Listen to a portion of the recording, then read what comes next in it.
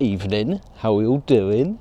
I'm currently in a log cutting place, primarily because I wanted to get a cool picture of the bike in front of the logs. We're probably going to end up with a puncher, knowing me. I'm also hoping this is kind of quiet. Normally I stop in a place and it turns into the M25 and I get 1,000 people going, "What are you doing? Why have you got a camera?" Welcome to yet another video that I hadn't really planned on doing, and that is obviously my crash update.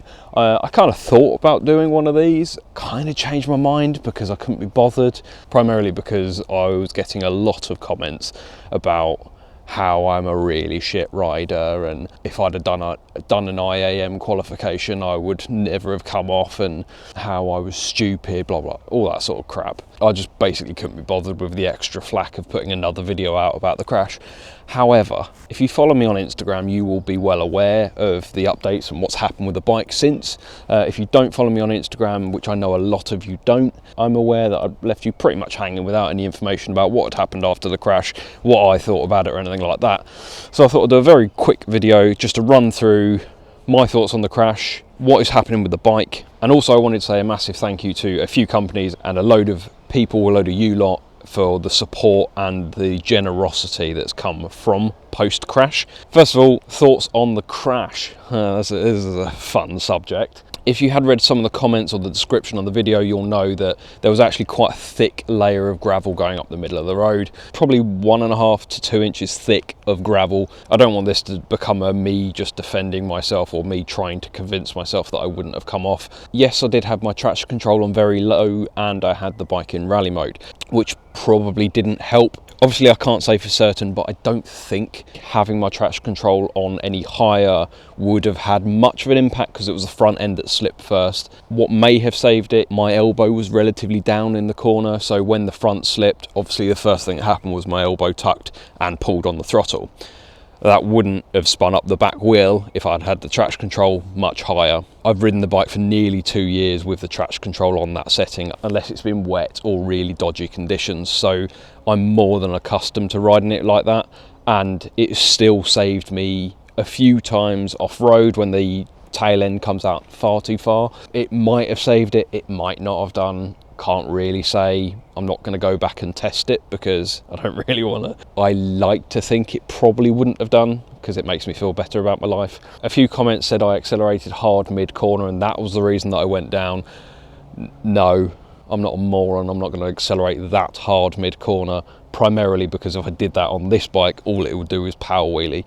So it wouldn't have any kind of positive impact regardless of traction levels. A lot of these comments are just people commenting that have seen the video and clicked on it and aren't subscribed, so I know most of the time that's probably not you guys at all. The only other comment I got, which I kind of agree with, I kind of don't, a couple of people said ride your own ride and all that kind of stuff, which I'm definitely on board with. You should never ride faster than you're comfortable with. In the video I actually said this is faster than I normally ride with my mates, and it's just because it is. We were riding faster than I normally ride. Was I uncomfortable riding that quick? No. Have I ridden faster than that before? Yes. We rode faster than that when I did my Yorkshire ride out, which we had Emma in tow on a 55 horsepower NC750X. So it wasn't that fast. But yes, it is faster than I normally ride on my day-to-day weekend rides and whatever. As I mentioned in the video, Mark had kindly organised to have a slower or more sedate paced group and the faster group. If I felt uncomfortable, I'd have just gone into the slower group. There's nothing about pride there. It takes a very brave person to say, you're riding too fast for me, I'm going to go in the slower group. I probably wouldn't have said that. I'd have probably just gone, oh, I fancy riding with some different people, so I'm going to try the other group. But I would have done it if I wasn't comfortable. I know a lot of the IAM, ROSPA and whatever courses, all the bike safety courses pretty much tell you to look further ahead. What made me feel better was that the truck was actually covering it. The two guys that were ahead of the group and ahead of the truck and the car that were in front of me said they narrowly missed it as well, and they had an open road. So I didn't feel so bad. Maybe I could have missed it, I'm not too sure. I don't think.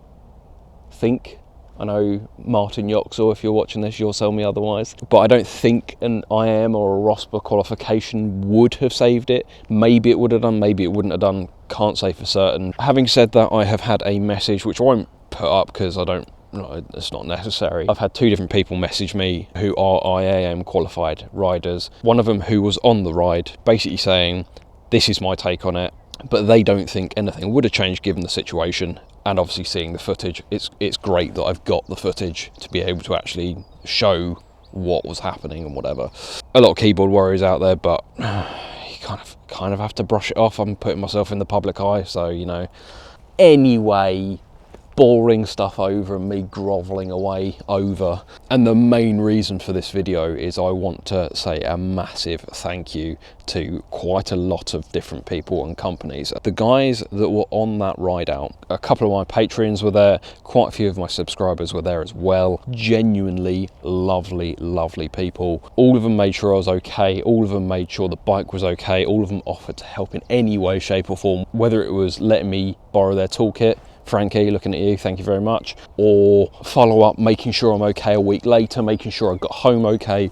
I owe you all a pint. If you're at the ABR festival, come and find me, I'll get you a pint. Those that weren't at the ride and everyone that commented on the video or have messaged me after on Instagram or wherever you've messaged me, really appreciate your support as well. It genuinely means a lot. Now, getting on to damage. As you can see, I'm here, the bike's here, I'm okay. I managed to dress myself this morning. I wanted to get the bike pretty much back to full health before I put this video up or put this video together, so I'll put some pictures on screen somewhere. There's a pheasant over there that sounds like it's getting absolutely railed. Obviously I am over the moon that I bought these Outback Motortech crash bars. That saved so much money's worth of damage on the bike. The lower crash bar on the right hand side essentially took all of it. They did not deform at all. The gaps on both sides of the bike were the same. I can't find any cracks on the frame. I can't find any cracks in the subframe. I can't find any cracks in the welds on the crash bars. I've got the 27,000 mile service at KTM in 2 weeks time. They're going to give it a really good once over. So Outback Motortech bars pretty much saved the bike. The exhaust was pretty painful to look at. It wasn't that bad once I cleaned it up and sort of got all the crap out of it and stuff. But yeah, that was pretty painful. The brake pedal was slightly bent, but that's fine. I've bent that back. And the only other damage on the bike was this small gouge / scratch on the edge of the bark buster. I mean, I dread to think how much it would cost me if I did not have those. 10-15 feet of sliding down the road, and they didn't move, they didn't wear through over them. Like, I can't explain how happy I am, and the amount of people that have bought Outback Motortech bars or said they're going to buy them as soon as they're available since I put that video up. While we talk about Outback Motortech, I genuinely can't believe it. I put the video up on Instagram post crash. I said to them, Outback Motortech, I'll be in touch. Can I get a replacement lower bar? The guys at Outback Motortech messaged me and went, sorry to hear about your crash. Great to hear that the bars performed as they should. If I was happy to basically give them a bit of a shout out and to send them some pictures of the damage, they would send me some replacement parts for free. Obviously, to all the companies that I'm going to mention today, there's an element of publicity. Obviously, Outback Motortech can't get better publicity than this. I've literally thrown my bike down the road and their bars have saved me thousands of pounds worth of damage. So, you know, I get it, but they didn't need to. That being the main thing. I then got a shipping notification and it said that the package was 13 kilos. That's when I started thinking, that's not just a lower bar. It was a full set of replacement bars, including the brace bar, including all of the bolts, absolutely everything. Thank you so much. I will say that I got very, very lucky in this crash, and everyone I speak to, it's the first thing I said is I did very well out of this crash.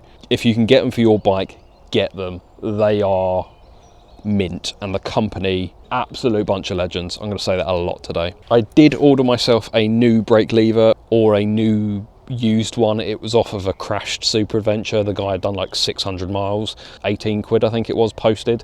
When it turned up, it was a little bit bent, and also one of the bolts had snapped off that I just couldn't get out. What I ended up doing is I took mine off, I heated it up, bent it gently back into shape. I did nick the foot rest off of the new one, so it wasn't a complete waste of money. In the post about a week later, completely unprovoked again. I had a parcel from Rich over at Mad for Bikes. He had sent me a set of visor wipes, which is always useful. Maybe there was a joke there that I should open my eyes a bit more or clean my visor a bit more. He also sent me these, which are the Barkbuster. They're basically an addition to the Barkbusters, they're called skid plates. They just go over the edge of the metal bar, and I think the idea is that if that hits the floor, it will just slide rather than taking out your metal. So thank you very, very much to Rich from Mad for Bikes for those. While we're on the subject of Barkbusters, something that hasn't turned up yet, but something that I am very, very grateful for already. Steve from A Bike Thing, my beloved Steve from A Bike Thing, him and A Bike Thing have these powder coated black. I'll put something on screen somewhere, which is exactly what I want, because I think this, being silver, is a little bit garish, it stands out too much, don't really like it that much, and I've wanted these in black for quite a while now. They're going to send me a set of the 2021 onwards black powder coated Barkbusters. You can only get the black powder coated ones from Steve. Obviously you could get them done yourself, but why would you? They're basically the same price through Steve, and he's done it already, so why would you get it done yourself? So a massive thank you to Steve for that. And then that finally leads me on to why I've got a black one of these instead. I hunted for a solid couple of weeks trying to find a company that would repair the titanium arrow exhaust and would repair the carbon fibre cap and the carbon fibre cover. Most of the repair quotes were astronomical. They were like stupid for the carbon fibre. There was a company that quite a few people suggested, a guy on Instagram. His work looks phenomenal, but he took like a month and a half to come back to me. So bit of a shame, but never mind. I was in the process of ordering the new carbon fibre parts and the ring and all sorts of stuff from Teesdale Motorcycles. They're a UK stockist or they can get the parts for Arrow in the UK. When I got tagged by about 3 or 4 different people on Facebook in a guy selling his black Arrow Sonora exhaust because he'd bought the Wings one and preferred that. You'd have heard it in the video, I did contemplate buying the Wings one, but apparently it's not E-marked, meaning if you get pulled over in Europe with it, they might give you a bit of the L, you know. So, and with a France trip coming up in a couple of weeks' time, I didn't really want to risk it. So I promptly messaged the guy, Sam, I know you'll be watching this. It was up in Norwich, so it was about 2 hours ride each way for me. And I went, yep, I don't care, I'm coming to get it now. Originally I preferred the titanium because I think it had a nice contrast on the bike, but actually, to be fair, I really like the black one. Now it's on, I really like it. I then stuck my exhaust as it was on Facebook and just said, does anyone want this? I'd love to get like 250 quid for it. Like, it can be repaired. I've got a new one. Literally, I think it sold within 4 minutes. The guy lived just outside of Bristol, and I was going down to my parents that night in Cornwall. So I did a little detour and dropped it off at his house. Lovely to meet you as well. I replaced the exhaust gasket and the sealing ring that goes around it. The sealing ring from the crash was slightly bent up, and I replaced the exhaust gasket because there was nothing wrong with it. It just looked a little bit manky, so I bought a new one. Essentially repairing my entire bike cost me 330 quid. Well, 350 quid if you include the brake lever. 350 quid for a complete low side crash is bloody good going. So I'm very, very happy that it's come off that lightly. And again, massive thank you to the companies that have helped me fix my beloved bike. Since that, I've been determined to come out of this crash better than when I went in. Not necessarily a mental health thing, but a lot has happened in the last couple of months, which has been it's very easy to beat yourself up about it and let yourself get down. If you approach everything in the sense of, I can come out of this better than when I went in, it makes you feel good. It will get better, that kind of vibe.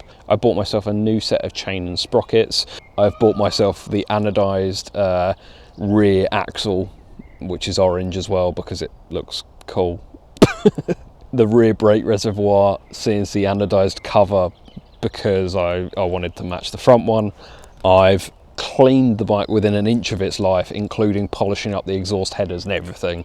The bike is also now paid off. I've paid my final balloon, so that 2-year ownership review is coming it's coming. I've started filming it. I know a few people are always constantly asking about it. It's coming.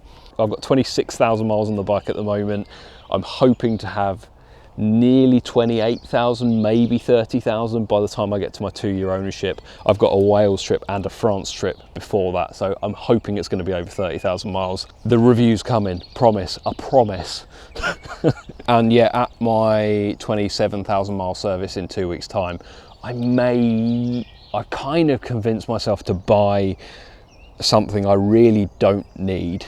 Essentially, I was expecting my final balloon to be this. I paid it off 3 months early, so that ended up being that, nearly £1,000 less than I was expecting. I'd already got to the point where I was expecting to pay that. Why not make it that amount but add a little bit extra to the bike, something I've wanted for the last 1.5 years. I'm going away with my dad to Wales on Saturday. He will probably try and talk me out of it, so sorry Dad if you're watching this.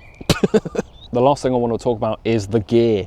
So happy that I bought AAA rated gear. The jacket, I mean, there's a small scuff there, and there's a small scuff on that side as well, and a small, really small one on the back.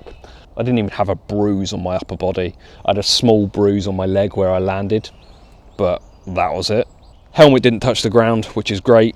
The gloves were completely fine. They were my Revit gloves. Halvarssons jacket, absolutely amazing. I didn't have a scratch on me. I didn't even feel like I'd crashed the bike. Phenomenal. My Sidi boots did touch the floor, but there's a small scratch on one of the clips and that's it. My jeans, you've seen my jeans.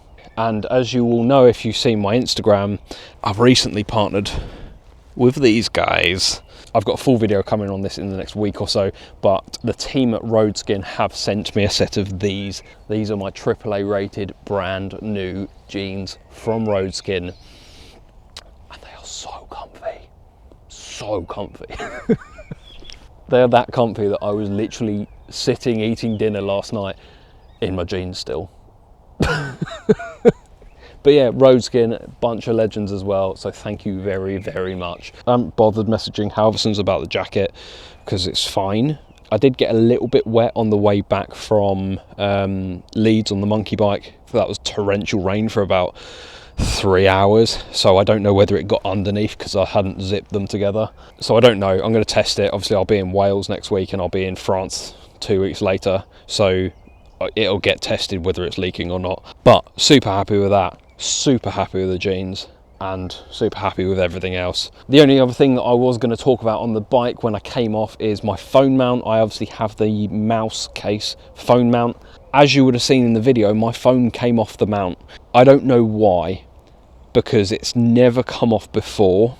I mean, I've taken it off road, I've jumped. I know they're press videos, but they've obviously got videos on their channel of people mountain biking with it and it doesn't come off. I think it's because it was A, plugged in, and B, it clouted my tank bag. So it kind of did that and pushed itself off the mount and kind of snapped off. It's still fine, it still works, but yeah, not too sure. Again, there's a video coming up on that. I'm going to have to refilm that because I've got mixed feelings on it now. It's been a couple of months of use. So there you go. I think that's everything. It's got quite dark all of a sudden and it's gone 8 o'clock and Emma will be at home going, are you going to come home for dinner or are you just going to stand in a random woodland area talking to a camera? Thank you very, very much to everyone that supported me, every company that has chosen to support me as well. It does not go unnoticed. And yeah, I'm going to plug the shit out of everything you've given to me because you're a bunch of legends and I cannot thank you enough. It genuinely means the world. You have saved me what could have been thousands and thousands, and potentially without the bars I could have written off my bike and that would have meant that I wouldn't have this. Hopefully a lot of you will then empathise with this, but being on the bike is a real passion of mine, and if I couldn't have that, I don't know what I'd do. The companies that provide products that do their job as described, you have enabled me to carry on going, and I genuinely thank you from there somewhere behind my fat. So thank you very, very much for watching. Thank you very, very much to everyone that supported me Everyone makes mistakes, as long as you come out of it better than you went in. And fuck the keyboard warriors, right? Thank you very much for watching, and I will see you in next week's video.